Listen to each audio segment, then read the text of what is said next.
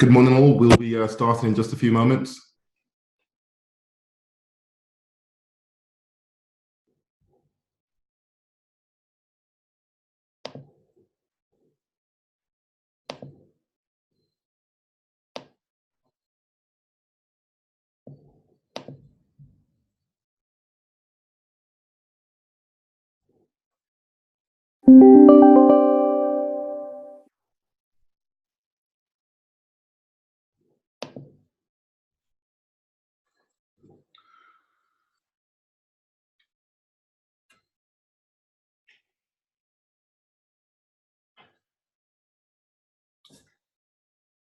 So good morning. Hello to you all, and my name is Jason Roberts. I am Managing Director of Human Capital Consultancy. I'd like to thank you all for joining me this morning. We specialize in capturing genuine qualitative employee engagement data, and we do this through anonymous one-on-one interviews with employees, but also focus groups as well. And today, what we're going to be talking through is just some of the trends that we've seen human resource departments are using to deliver a dollar and percent employee engagement program. Just to understand if you can hear me all, can you please just use the raise hand button at the bottom of your screen?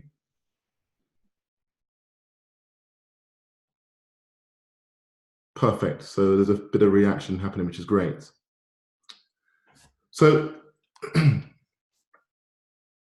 as I mentioned, we ultimately believe that transformation of the employee experience truly begins with capturing genuine qualitative employee engagement data. And what we're going to do today is, over the last couple of years, we have built a business by speaking to hundreds of human resource professionals and employees to understand what they feel really drives their employee engagement. We're going to start with a couple of observations. And in doing so, we'll just understand some of the things that we have learned in speaking with a number of these professionals. And one of the key things that we've noticed is that there's certainly an overutilization of the human resource. And that's been caused by regulations or introduction of new regulations, some concerns around Brexit. But ultimately, all these tasks that have been put on top of the human resource function, along with their day job, really does hinder their ability to build meaningful relationships with employees.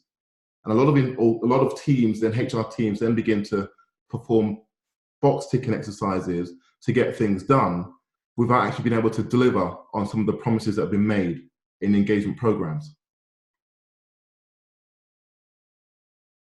In speaking with a number of employees, there's also a fear of reprisal when they share how they truly feel about concerns, that things that may be bothering them.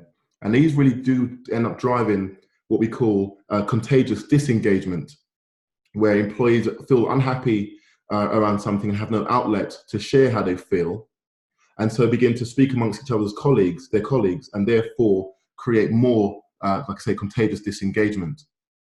As a result of that fear of reprisal, survey participation rates fall, and HR teams are unable to understand or learn what they need to do to really drive improved engagement. Now, some great employees who do really well at their jobs are often made into managers, and as a result, where they don't receive training and lack people leadership skills, those really strong employees tend to impact the morale across the teams, which has an adverse effect and repercussions on employee engagement. And this ultimately will affect the customer experience.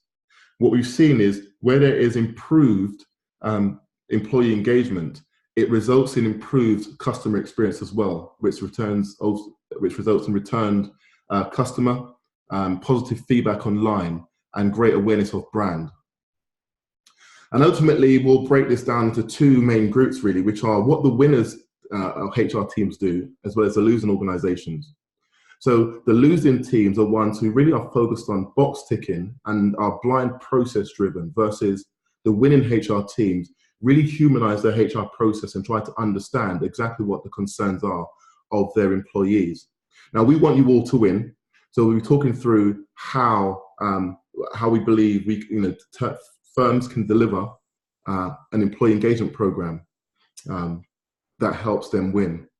We'll be talking through this diagram here, which kind of shows where the old school HR departments used to be, and what new teams are doing based on technology and process and what they've implemented as well. But this will be discussed in more detail. Now, at any point, if you have any questions, please do send your questions across and I'll be able to respond to those. But first of all, one of the first trends we'll look at is really the introduction of the Chief Human Resource Officer. Now, irrespective of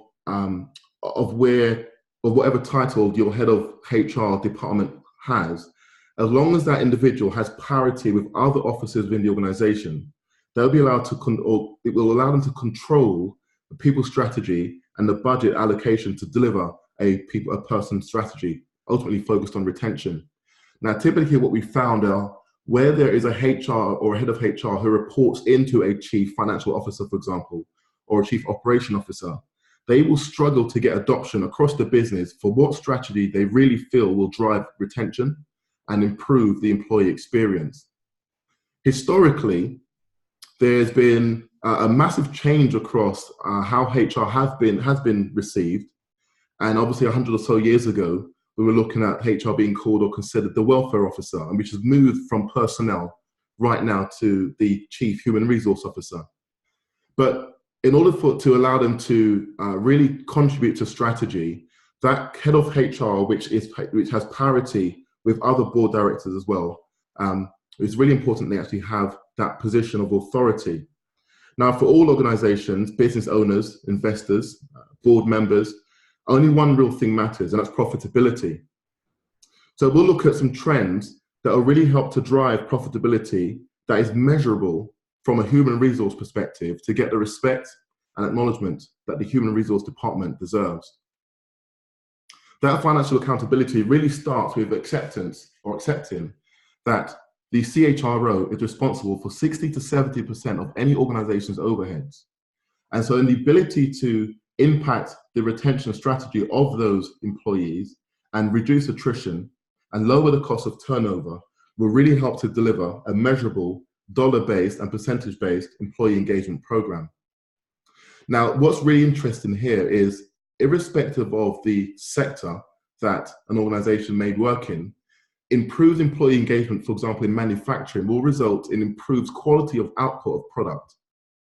Therefore, less wastage again impacts profitability. If you're a B2C organization and engaged employees result in fewer complaints from customers, again, we mentioned earlier, this also goes to prove to benefit the customer who comes and gives repeat business, but also helps improve profitability. And finally, an engaged employee in the manual sector, where they're highly focused on their jobs, reduces accidents and ultimately absenteeism as well. So this is what winning teams are doing across all sectors from an employee engagement perspective to really increase retention, reduce attrition, and drive that profitability. So now let's just look at 4 of the remaining 4 trends that organizations are doing to improve and deliver an employee engagement program. So annual surveys are dying a death, and there's a couple of reasons why this is the case. With annual surveys, what we found when speaking to professionals is that it can typically take between 6 to 8 months from survey kickoff to actually begin to deliver any of the results of an employee survey. And what happens as a result of those often box-ticking exercises is employees who feel that they have contributed by answering questions to their employee survey, they no longer see a result of those surveys, and as a result, their participation will decline in future surveys. But also, they will feel less trusting in the employer because what they've asked for, what feedback they've been given, has not been actioned upon. And what we see typically is that with the annual survey and the introduction recently of the pulse survey, which are also a false economy, is many organizations are following the red arrows in this particular workflow. And those red arrows show that there are contagious disengaged employees, which result in declined performance. The cost of hire then obviously goes up, and employees will then conduct an employee satisfaction survey, but because nothing is done as a result of these surveys, trust is broken. The issue with pulse surveys is that often organizations will ask the same questions across the departments maybe 3 or 4 times per year. And in this little exercise we'll do now, I'll show you why this can become a problem.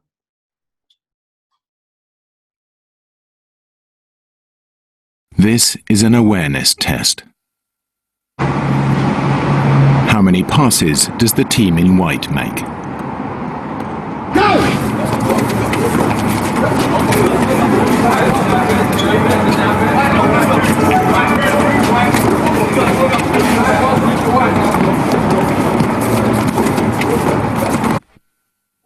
The answer is 13. But did you see the moonwalking bear?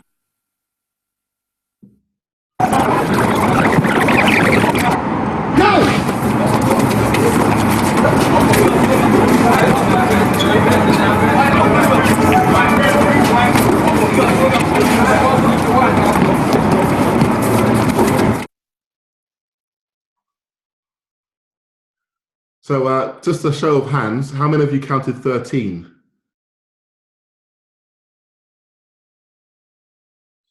A couple of hands going up. And how many of you saw the moonwalking bear? It got me the first time around as well, to be honest. The point that this video makes is, with employee engagement, it really and truly is about trying to understand or find issues which have not come to surface, but are actually the cause of disengagement. So by conducting pulse surveys and asking the same 3 or 4 questions every year or every quarter, unfortunately, HR departments are unable to find or identify what the true causes of disengagement is by asking those same repeat questions. It is impossible to learn new concerns if you're always looking at old questions and then also not delivering as well. So in that exercise, I thought it was quite fun to do, but I guess it really does illustrate quite well the need to focus not just on what's been said, but what's not being said. And this takes us to trend number 3, which is the capture of genuine feedback from employees. Now, there often can be a fear of the unknown unknowns, and often HR or management particularly may be concerned about what might come to light if they were to ask questions of their employees.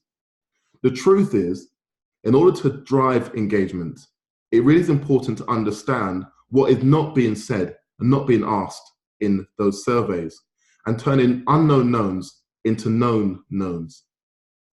Now, as a business, I mentioned at the top, we perform one-on-one anonymous interviews with employees and conduct focus groups.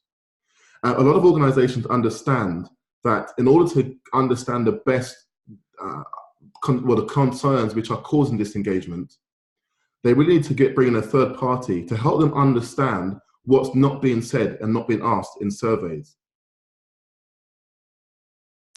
So sharing how those employees feel really benefits the self-esteem and the mental health and the well-being of the individual as well. And what we've done in a lot of the projects that we've run is actually, in conducting the one-on-one interviews, is understood the causes for disengagement that have not been shared with the employer, but also experienced some real great relief and rise in esteem and morale as a result of employees being able to share how they truly feel about something that's of concern to them. Now, it's not an issue immediately that employees will not speak with their employer or with their manager. The winning teams are building programs to deliver that service where it's sustainable and they can be accountable for future engagement by creating the opportunity for employees to share how they truly feel without any reprisal. That journey does take 18 months or so to deliver, because you have to build trust. And in building trust, you build engagement. And you build trust and engagement through delivering on the feedback and concerns of those employees. Again, additionally, with the capturing genuine employee feedback, often what we have found, the losing teams are performing internal meetings amongst management and executive management, as opposed to asking questions.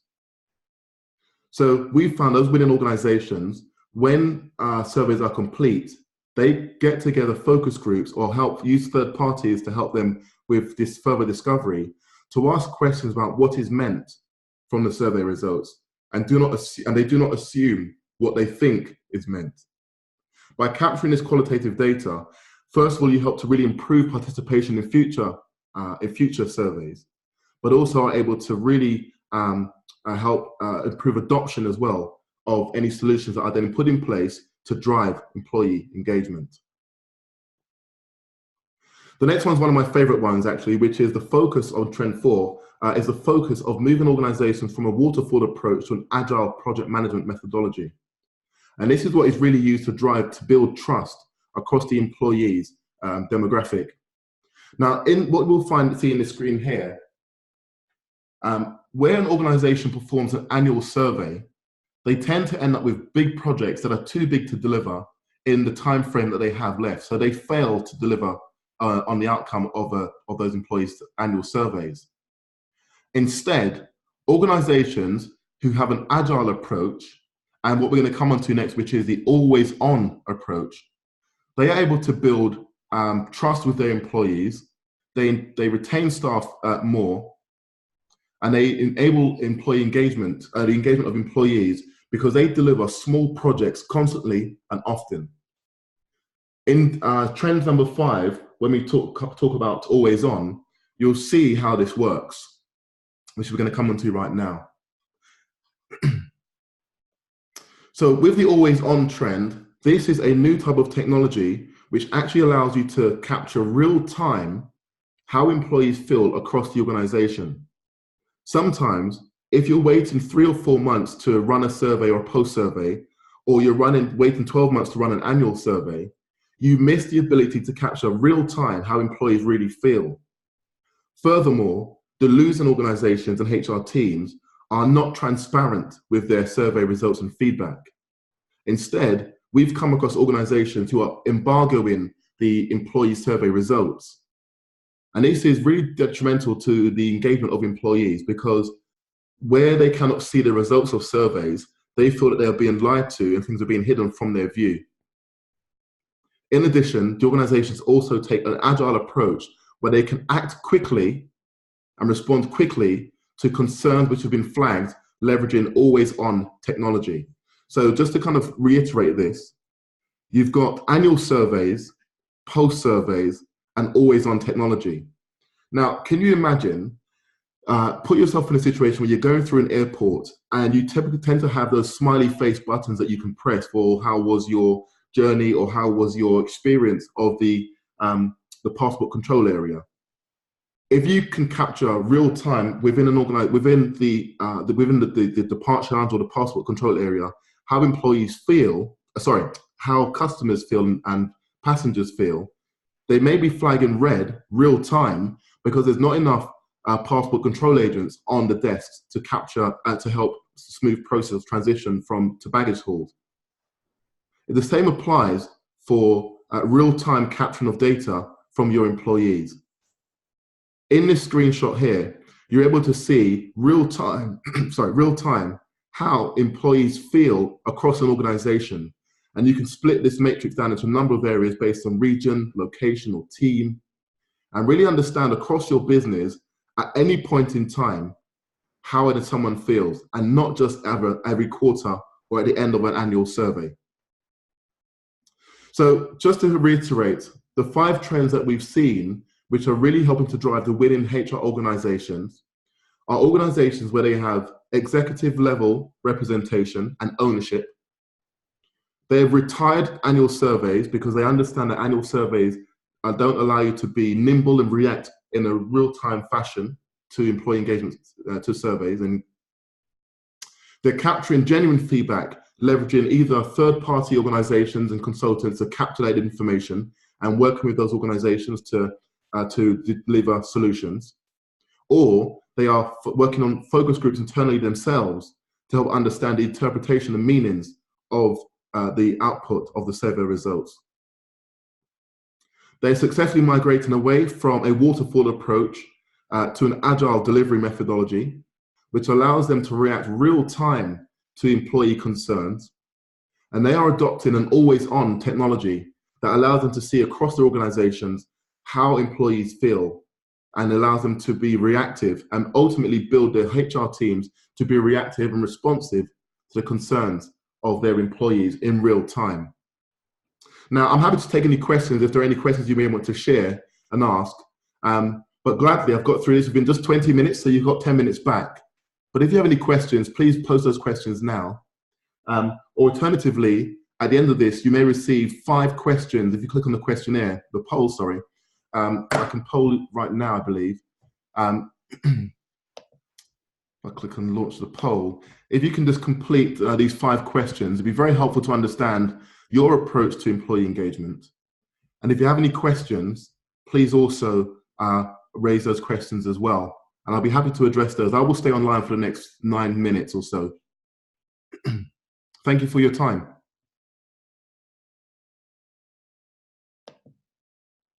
Any questions?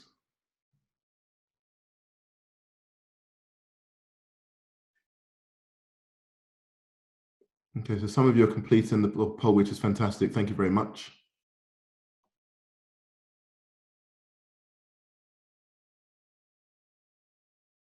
So one question's come through. The question is, I missed a picture of 5 types of people. Can you show that again? Absolutely.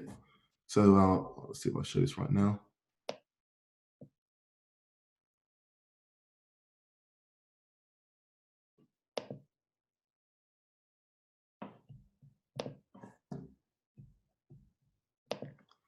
So just to really talk through this image as well, what we're really seeing is the old organizations, or organizations with old processes, they ultimately have a waterfall approach. Their employees are very low morale, and the organizations themselves do not know, so they have a lot of unknowns. They do not know what the causes are of disengagement. When employees leave and they may conduct interviews, exit interviews, those employees do not give information that allows the employee to actually improve or introduce changes to the processes that are causing disengagement and ultimately resulting in low retention and increased attrition. If you go towards the end of the screen, what we're finding is those organizations are very agile with always-on technology and allows them to really react real time. Engagement is not just about coffee breaks and having beer Friday. It really is around understanding the concerns of their employees, and they can do that through real time. So hopefully that's helpful, and I'll come back to you again if there are any more questions. Will we receive this deck? It's quite useful. Sure. So in terms of the deck itself, I'll be sharing this deck via a URL or an on-demand report, and you'll be able to see this. So yes, I'll be providing that. And then final question. Great question. So the great question here is, does an organization transition from established annual surveys to this approach, or how does an organization, establish annual change? They may be used to it. So the interesting thing is this, with regards to how does an organization transition from established annual surveys to an always-on approach? The truth is this, it requires communication to the employees themselves, and it also requires the employer to communicate a message that they understand that annual surveys are insufficient ways of capturing employee feedback. With that transparency and almost a hands-up approach to, look, we can do better for you, employees really, really respond very well to this. And what we found, we worked with a couple of organizations where when we spoke to the employee around the annual survey approach, they always say, nothing happens as a result of this survey. Nothing happens. And so with that acceptance that it's difficult to deliver stuff long term, we're going to move into an always-on approach. You find that there's a massive intake on participation because people have web-based and iPhone and apps to allow them to actually do this as well. So a really good question, and I will be responding to you all with some answers to these questions in written format. Has anyone experienced negative feedback from doing annual engagement surveys plus post surveys? So we were working with an organization who do a post survey, and they will continue to do a post survey. because they feel that it allows them to at least keep the finger on the button on some cases, in some instances. So what we're seeing is it's great to do annual post surveys if you're doing other approaches to capturing information as well. So some post surveys may be, would you recommend us to a friend, or would you buy from this organization? Those kind of things are quite useful to understand how people feel. But where there are I guess action to be taken, post surveys can be detrimental if nothing is done. But again, if you're asking the same questions all the time and not looking elsewhere for answers, then you're almost doing yourself a disservice. But some really great questions. Any other questions coming from anyone? Happy to, again, stay online and address these questions.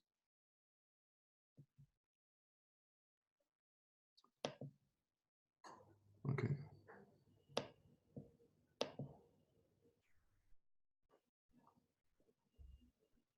I'll just stay online for a few more minutes, guys. I'm happy to address this. So I'll just say answered live, done.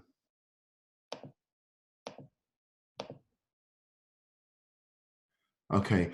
Question is, how do you persuade exec teams to let go of benchmarks? What a great question. So the thing with benchmark data, and it really is a false economy. What's successful about a more humanized employee engagement program is that you're understanding questions and you're asking questions based on your organization. To persuade the executive team, it's to basically ultimately deliver a program which shows how much more data you can capture from internal to your organization. It doesn't matter if you're a manufacturer or a retail organization, that your score might be 89% employee engagement and another organization is 87% engagement. Benchmark data doesn't mean nothing unless you're really going to take action upon it. Also, at what point does it really trigger action from the executive team? Sam, I'd like to come back to you with some more information on that answer once I've given it some real good thought and consider some of the cases that we've worked on. And so I'll come back to you on that if you don't mind.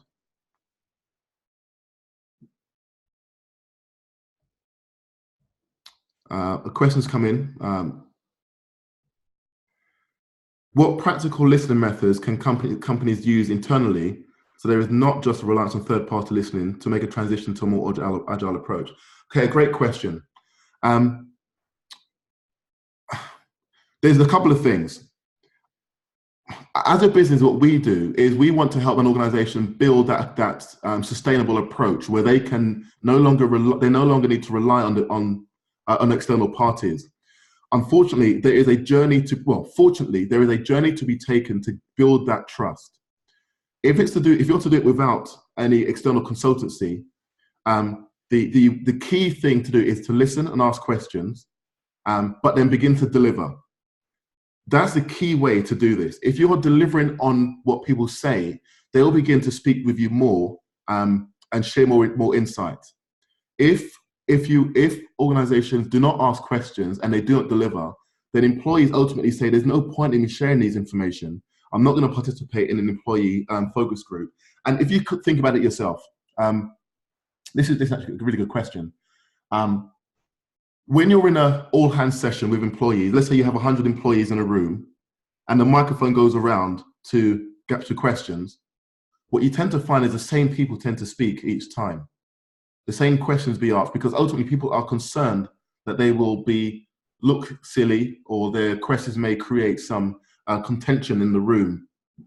So building a sustainable and capability approach and the capability within managers to capture feedback and listen is how you transition to a listening group, to listening method, sorry.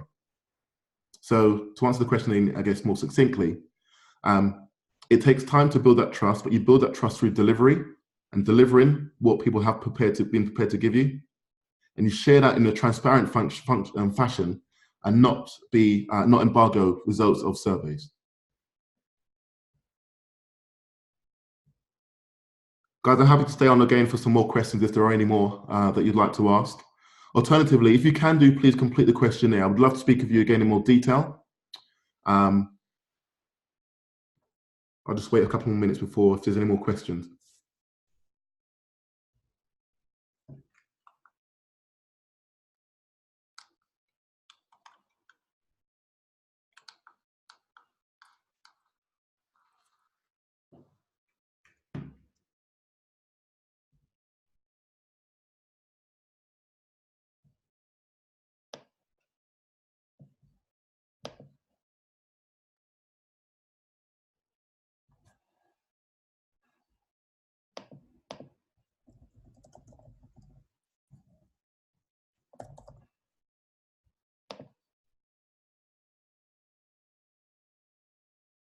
Okay.